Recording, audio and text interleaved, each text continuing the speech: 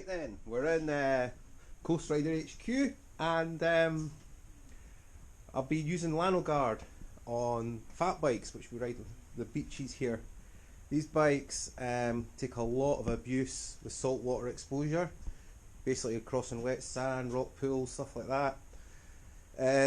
So first of all, my Jeep. So I did my Jeep with Lanoguard.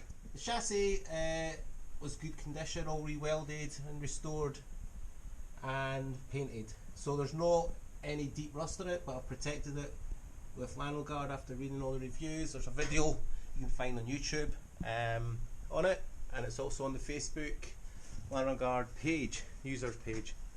So anyway, that's worked a treat, so I thought, will it work on bikes? So I started off with liquid spray in a container and a paintbrush, and I've done, first of all, the spoke nipples. You've got alloy rims, stainless spokes, brass spoke nipples. There's obviously some sort of chemical reaction happens.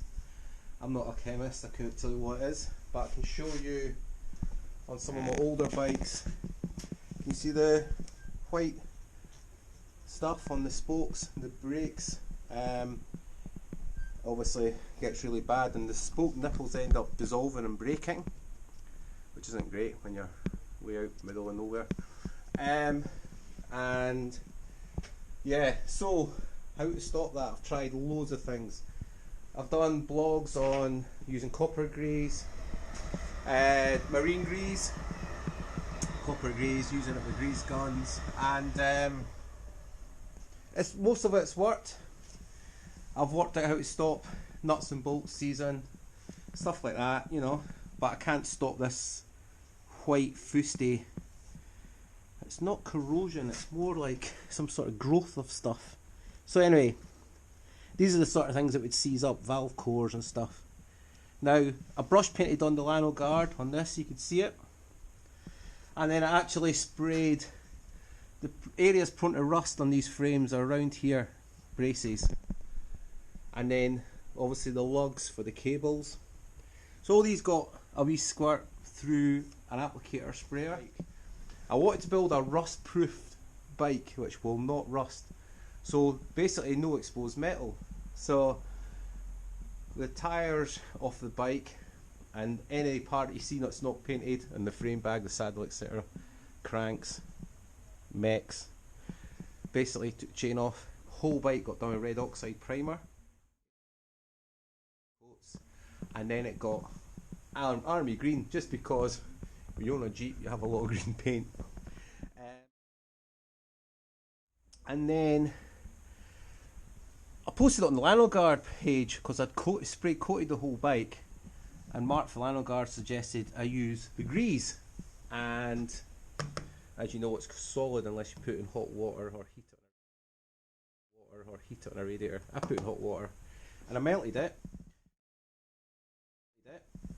and I did what he instructed, and I've coated my chain.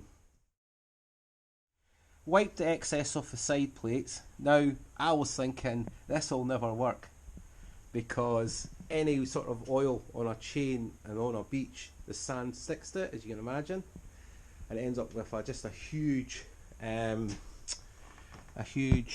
grinding paste. Now up till now I've used this stuff, Squirt Dry Lube, which is really good. It's like milk and it dries, and a dry lube obviously.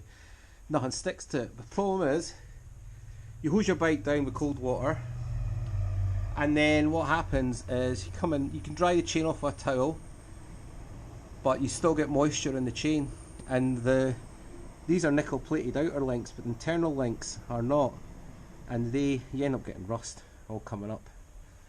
So I tried Castrol chain wax, which is motorcycle spray chain wax, but it attracted sand and it was just a real mess. So anyway, I've not washed this bike in 3 rides. You can see that it's covered in sand. Look at the chain, it's sticky, there's hardly any sand in it. If you listen, there is no grinding. So we'll see how the chain wear goes, but that's an 8-speed KMC nickel plated chain.